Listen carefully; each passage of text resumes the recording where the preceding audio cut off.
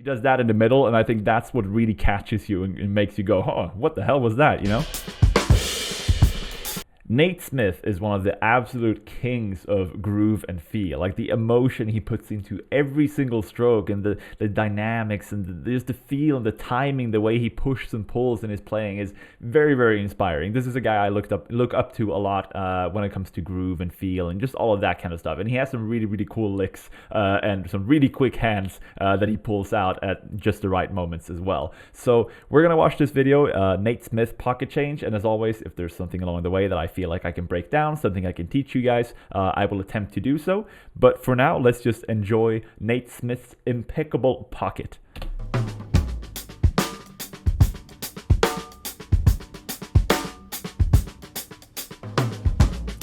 I like how he uses that tom melody to pull the solo together. Like the entire solo is just built around that.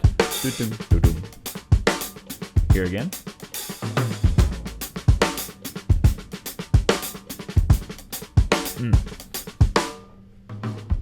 Yeah, I'm gonna stop it right here. I'm sorry. There's two things going on here that just put that signature on his sound and on this type of solo that he's doing here. First of all, as I mentioned, just having some kind of theme is so crucial. If you're trying to write a solo, if you want to play some kind of drum solo, you kind of have to have some sort of theme to it. I know I made that mistake a lot in the past when I tried to play drum solos, and a lot of people make this mistake where we think of a drum solo as, hey, let me just play a bunch of cool stuff, you know, let me take this groove that I like and let's use all of my craziest fills and just throw them together and hope that it impresses people. And like, yeah, that can work, but if you want to create a drum solo that really reaches out to people, you need to have some sort of theme. You see all the great guys like Benny Greb and all these drum solos we watched already.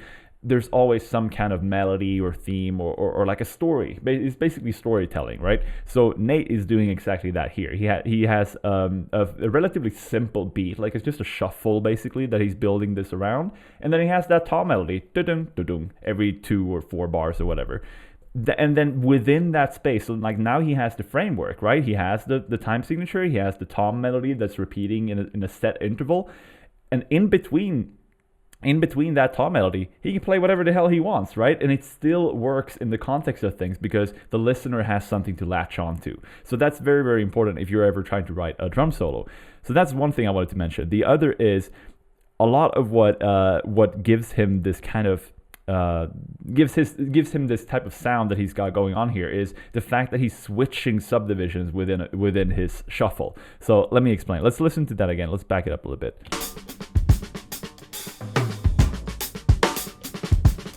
Right there, the little ghost note stuff that he's doing. Again, the groove is based on a shuffle. So 1 2 3 1 2 3 1 2, or it's a triplet feel. He's playing a shuffle beat, but it's triplet based, right? 1 2 3 1 2 3 1 2 3 1 2 3. But every now and then he ups the subdivision to 16th notes.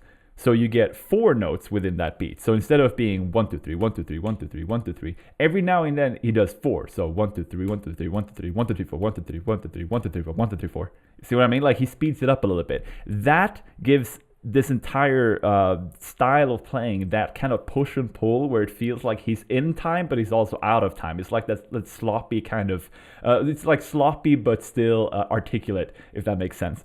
I'm gonna stop talking now. We'll just listen to what he's got, but I just wanted to explain those. Like those are the 2 main things he's doing here that gives it this type of sound, and I love it.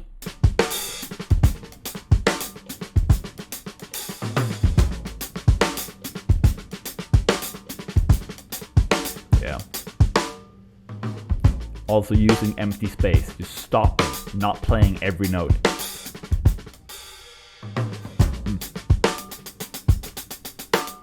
It's the right hand.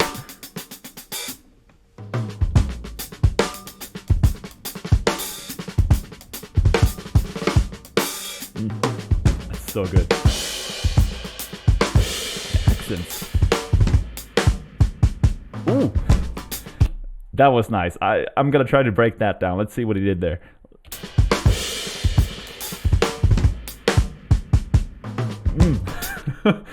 That kind of stuff I love. It's like you're not really expecting that, right? He has this kind of groove going on, and then all of a sudden it's like, what the hell? Where's the timing? And then it's like, oh, okay, here we are. He kind of throws you off and then guides you back in again.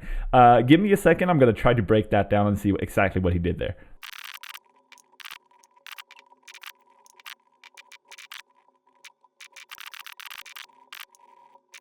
Okay, so we got it here. It took me a while. I had to watch it over and over like a billion times just to see exactly what he was doing with the sticking and everything. And there's a lot of like subdivision stuff going on. But again, this is what makes his playing so tasty. So let's listen again to what he did.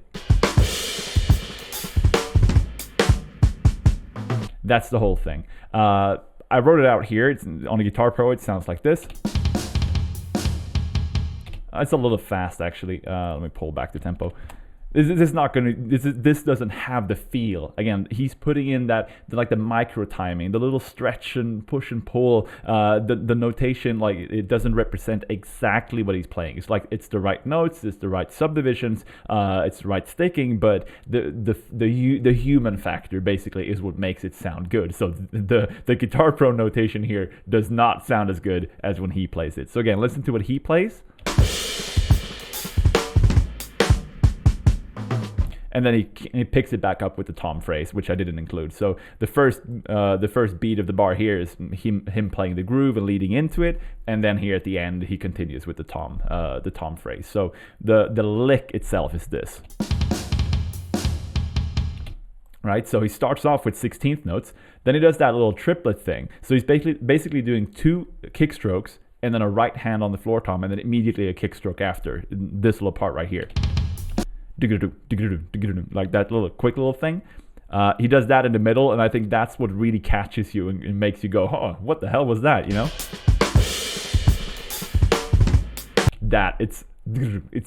I love that stuff. So yeah, let me just leave it at this. And again, all this notation and stuff that I write, I put up in my Discord channel, which you guys can join in the link in the description. You can download all this stuff afterwards. So let's continue with the video and see what more he's got.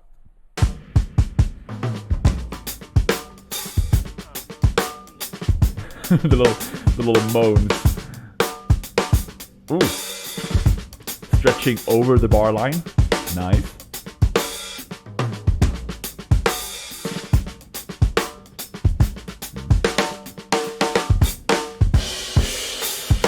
Nice. I love that stuff.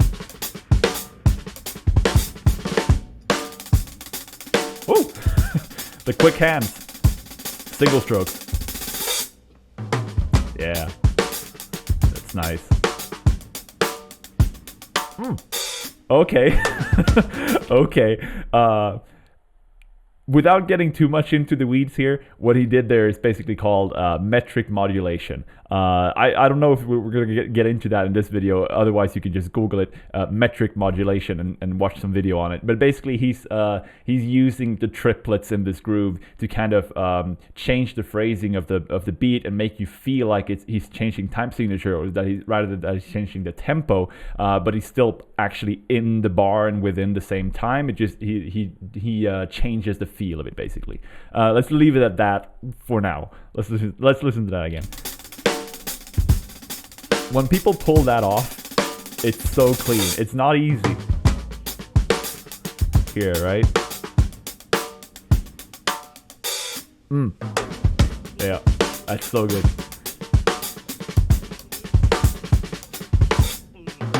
Yeah. And again, with all the subdivisions, the subdivision switching, and then he just comes back to that. Oh no, he didn't do it there.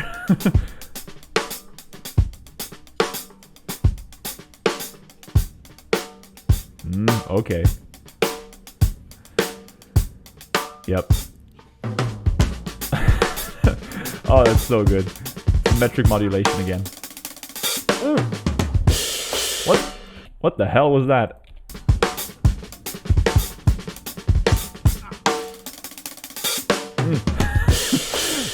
That's too quick to even tell what he's doing. That's probably either let's see again.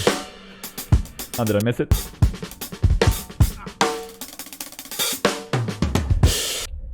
I'm not even sure. That could just all be single strokes, or it could be like a 6-stroke roll or something. I don't know. It's too quick to even judge.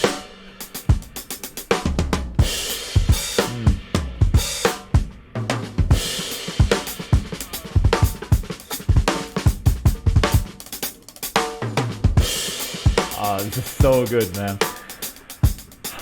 I love it.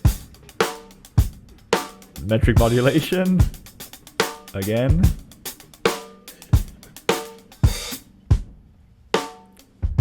I love how even when he doesn't play the tom melody, you kind of hear it in your head. And then he does it. But when he leaves it out, you're so accustomed to it now. You're kind of expecting it. That's the power of themes and storytelling.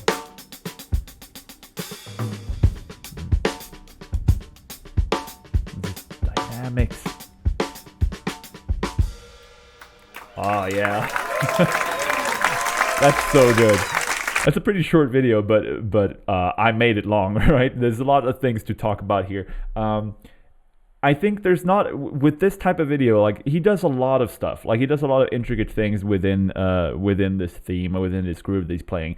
We could go back and try to break stuff down, but I think the main takeaway here is just the switching between the subdivisions, and on top of that, in the bigger scheme of things, the theme, right? The solo, the building your solo from a theme, the tom melody, keeping the same time signature all the way, keeping the same kind of general vibe. Like he didn't start playing a metal groove all of a sudden. He didn't pull out a bunch of chops that didn't fit, right?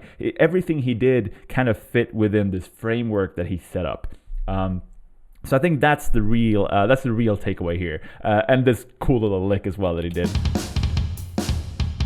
That was just really, really tasty. But yeah, the switching between subdivisions within a triplet beat. Don't be afraid to go out on a limb but incorporate like 16th notes, maybe even quintuplets and stuff. Like you can really stretch the feel by doing that. So that's, yeah, I'll just leave it at that. Nate Smith is a god when it comes to this kind of stuff. If you haven't seen him before, I encourage you to check him out.